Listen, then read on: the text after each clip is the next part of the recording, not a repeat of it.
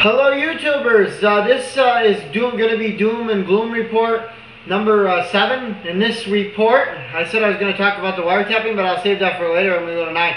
This is going to deal with John McCain on two things. And also I'm going to talk briefly to Joe Lieberman real quick. It's going to deal on the fairness doctrine, which will be the second part of this. But the first part of this, which is going to deal with the campaign manager, Charlie Black, advisor to McCain, and how a dumb comment he made about how a terror attack would benefit the so-called McCain party. Yes, he apologized for it, but still though, it makes you wonder. I'm going to read this article to you.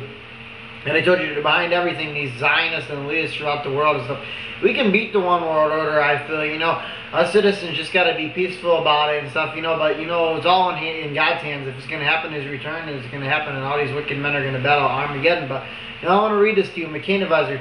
Here's the comments he made. A top advisor for Senator McCain is causing him some media grief, the Washington Post reports. This morning, the Charlie Black, in an interview with Fortune, said a fresh terrorist attack certainly would be a big advantage to him.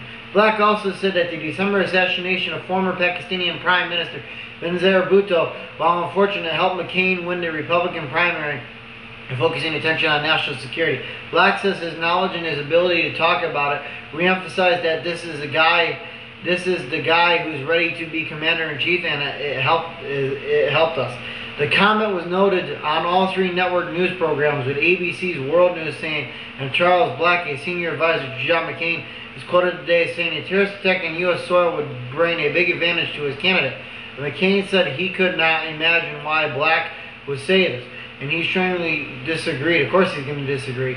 The CBS Evening News also carried the quote, which showed McCain saying, if he said that, and I do not know the context, I strongly disagree. NBC Nightly News added that Black said tonight that he regretted making the comments and that they were inappropriate. The Washington Times adds that Senator Barack Obama's campaign called the comment a big disgrace, and Senator John Kerry, a 2004 Democratic presidential nominee, said that by even thinking of an attack of political criminals, Mr. Black was practicing the worst of the Roe Bush fear playbook. See the Republican Party using the fear tactics again. The Financial Times reports that Black's comments put into words what many Republicans and Democrats have privately been stating from us in a blog posting on the website of the Political. Then Martin related, most independent observers would agree that any such national security event would benefit the candidate with more experience in the military background, but such views are rarely so candidly articulated by campaign operatives. Indeed, ABC News reported on its Political Punch blog, it's worth recalling that Senator Hillary Clinton in August 2007, while campaigning in Concord, New Hampshire, similarly noted that the political advantage a terrorist attack might give the Republican candidate its horrible prospect to ask yourself, what if? But if certain things happen between now and election, particularly with respect to terrorism, that will automatically give the Republicans, and Democrats,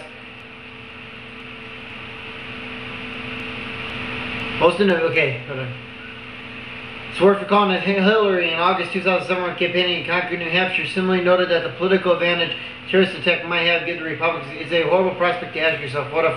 But if certain things happen between now and the election, particularly with respect to terrorism, they will automatically give the Republicans an advantage again. No matter how badly they have mishandled it, no matter how much more dangerous they have made the world, Clinton told supporters in Congress, so I think I'm the best of the Democrats to deal with it.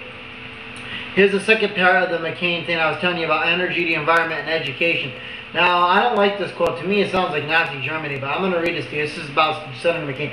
And he moved that is gearing him significant print media attention this morning. The AP reports Senator John McCain said Monday that the search for alternatives to the country's dependence on foreign oil is so urgent that he's willing to throw money at it. McCain proposed a $300 million prize for whoever can develop a better automobile battery and 5,000 tax credits for consumers who buy new zero-emission vehicles. The Washington Post says McCain proposed a reward which equates to about $1 for every person in America, basically slave. It sounds like, he's saying you're a slave, along with tougher mileage standards for automakers and large tax credits for purchasers of alternative fuel hybrids or electronic cars in a speech in Fresno, California. Well, it's kind of useless, you can't get any tax credits if you're poor, you got to do something about that, first. The New York Times reports McCain also called for improving the enforcement of fuel economy standards, building more cars, that could run on alternative fuels, dropping the tariff on imports of sugar-based ethanol from Brazil and offering big tax credits for non-polluting cars, USA Today reports this morning. Said the offer of a multi-million-dollar prize appears to be a presidential campaign first. However, the story was mostly ignored by network news such as CBS, who was only one to cover it, and gave it only a single line. Energy experts favorably. The San Jose Mercury News reports energy experts and Silicon Valley companies investing in car battery technology mostly appalled the news. McCain's ideas is to motivate the car companies to do something more. It's all about the plug-in hybrids now, which are trickling into the test market, said Andy Frank, University of California Davis professor and pioneer in developing electric car technology. They want to stick their toe in before jumping in. McCain is saying, here's some money. Jump in now. We're clear. You're a warm welcome from energy analysis. Although some environmentalists were concerned that new vehicles might trade one problem for another if they get off something. My mouth sucks, sorry.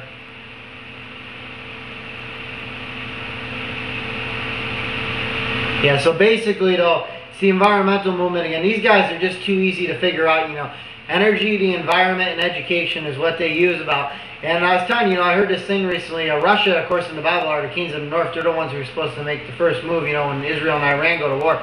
Which I have that feeling is going to happen soon, especially if the world keeps ignoring Israel and we don't stand behind our neighbor, too, you know, and turn our back to our neighbor. But, you know, something needs to be done about it. And diplomatic definitely isn't working when you have people like Mccain, the leader of Iraq, calling to have Israel wiped off the face of the map, and various people. I've been hearing that more and more again.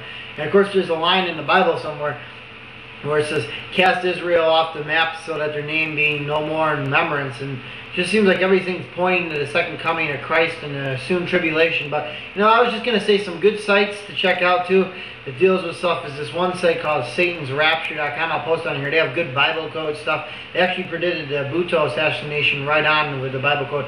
They got evidence, and I guess they came up with one with tainted tomatoes recently. So their church is pretty accurate with a lot of stuff. But the Bible code doesn't always come true, though. It can be prevented too with the support of Christians and everything else too. You know, us Christians standing up for freedom and stuff, and the Lord God and Jesus who will prevent the attacks and stuff, anything happens. But, you know, I was going to say, wouldn't that be something, though, if that was purposely Bhutto, somebody in the government did that, Pakistani, you know, world governments, so, you know, basically it gives more power to the fear machine, you know, because, you know, it said that about the Republicans with Mccain here, you know, that's what they use to try to win the election, the fear tactics. But, you know, I was also going to say, maybe this is an excuse, too, you know, all the stuff that they're talking about here with, what's it called here, Mccain, with the guy saying this and stuff. Maybe this is a decoy. Maybe what they're going to try to do is they raise the oil prices so high, you know, through taxation and enslavement. And maybe you ever think a lot of 9/11, a lot of people think is a cover-up, including me. I never used to think it, though, until, like, you know, 2 years after when I did more research once I got out of high school, and I found out a lot of these conspiracy theorists are right. But, you know, wouldn't it be something that, you know, 9/11 was man-made, but, you know, if this all this stuff is done by the Illuminati and the Rockefellers and the Jewish elite and the world banks, I mean, that if they tried to create here an attack, say, at home again, they did something else, and then basically they force everybody to get a national ID marker to be setting the stage for the Antichrist, but then they go to war with, like, Iran, basically, you know, because Bush wants to do that so bad, too, and stuff, you know. Basically, they'd be willing to sacrifice some American citizens. I mean, it's a terrible thing to think about, but, you know, hey, if the government did 9/11, there's no reason to think that they won't try to do it again, you know, to make it look like it's real and stuff. And that's how these people work, though, Angel Works operate, just like the Black Eyed Peas said in the song, Where's the Love, you know. Just gotta watch end times events and stuff, because the world's scary anymore. It seems like everywhere you go, the news moves at such a fast pace anymore. I still have about 4 videos I'd like to make about news events, but I just don't have the time to cover everything. There's just so much going on with Johns, you know, prostitutes with, like, Elliot Spitzer and stuff, you know, sex scandals, you know, famine and plagues, wars, diseases in various places, floods like in Iowa, Missouri and stuff, you know, all kinds of political stuff going on. And the fairness doctrine too, it must be fighted too, with Joe Lieberman and John McCain. I heard something in the news a while ago. Sensitive airwaves, if that goes through, that means the government has total control and a total totalitarianism like Russia. So basically the stuff I'm able to say now, this is a free country and we got to keep it that way at all times, because this is America. We gotta fight for freedom, because freedom isn't free, you know. So there's evil people in the world that are trying to do evil things, and this thing is all tied in with the tribulation and Christ's second return. So anyway, tell me what you thought of this video. I hope you enjoyed it, and God bless and good night.